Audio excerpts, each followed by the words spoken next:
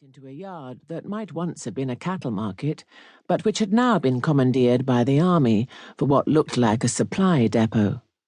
Large carts unloaded cases and sacks and crates which were being carried to surrounding warehouses, and there seemed to be a constant stream of officers from every regiment, conferring and sometimes quarrelling as they moved around in groups.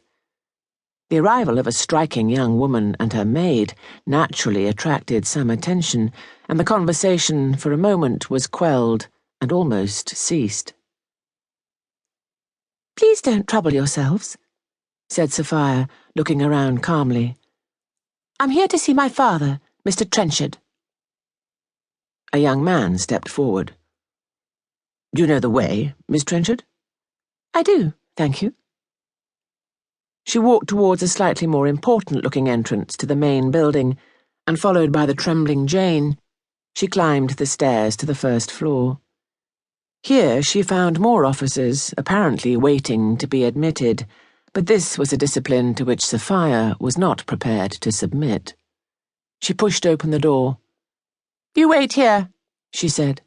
Jane dropped back, rather enjoying the curiosity of the men.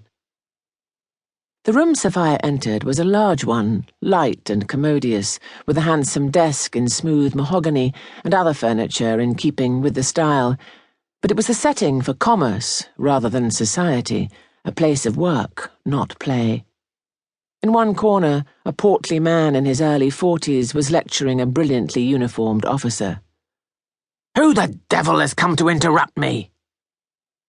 He spun round, but at the sight of his daughter, his mood changed, and an endearing smile lit up his angry red face.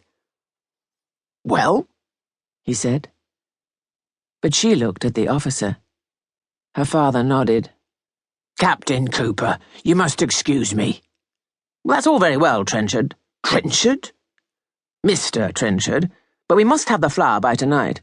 My commanding officer made me promise not to return without it." "And I promise to do my level best, Captain."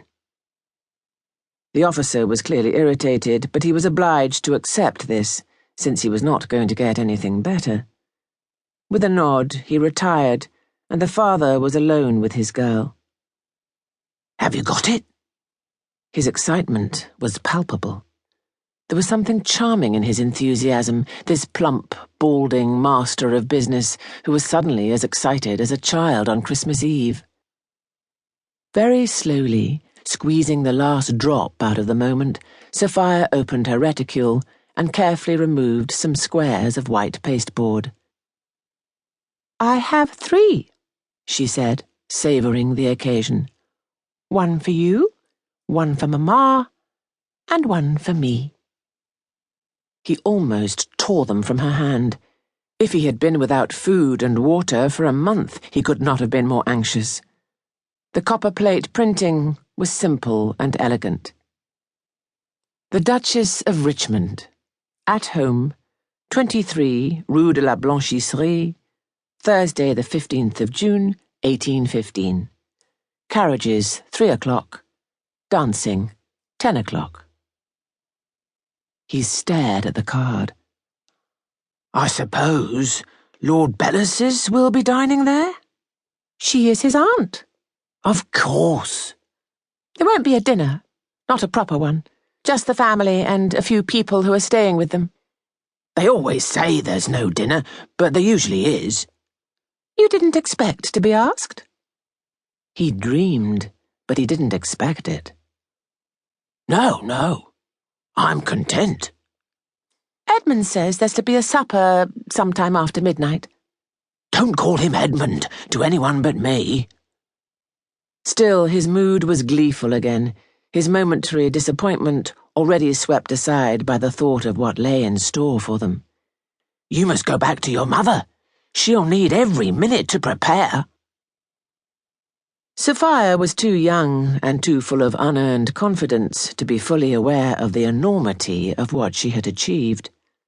Besides which, she was more practical in these things than her star-struck papa.